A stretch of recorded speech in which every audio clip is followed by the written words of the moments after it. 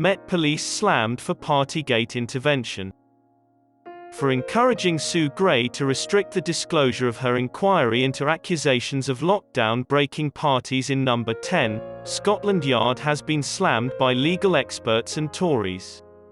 This request from the Metropolitan Police threw the senior civil servant's report into chaos and may have given Boris Johnson additional time as he confronts a serious challenge to his leadership.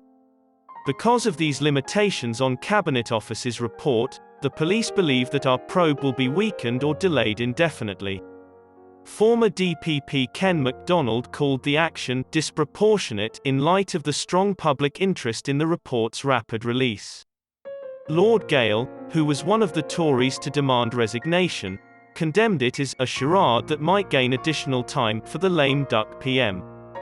Pressure on Downing Street and the government to release the official study into possible COVID violations has grown, and opposition leaders have warned that a vote of no confidence might be triggered if the findings are not made public. As a result, possible suspects or witnesses will likely be given with fixed penalty letters, Lord Macdonald argues, and no trial will be necessary. The PA news agency said that police were looking into probable violations of the COVID guidelines that may result in fixed penalty letters, and that the Met was concerned about the office's capacity to conduct an investigation properly. An earlier report from an unnamed source close to the Gray investigation said that she was worried about having to provide an incomplete report that may delay the release of the final report by months. 8 events are being investigated by police, but reports say there could be as many as 8 of them. Sir Christopher Chope, a Conservative MP, accused the Metropolitan Police of trying to meddle in the operations of the state.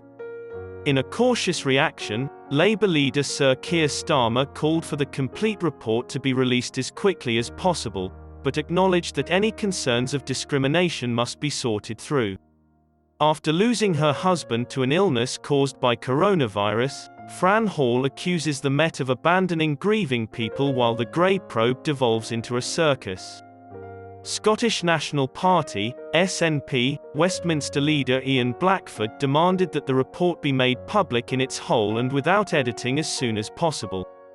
Experts in human rights law and COVID laws, including Adam Wagner, questioned how a fact-finding investigation might harm a criminal probe. Dame Cressida Dick, the Met Police Commissioner who had long rejected requests for an investigation, said on Tuesday that her offices had begun a criminal investigation. When Ms. Gray was in communication with the Met, it was thought that her team was still investigating.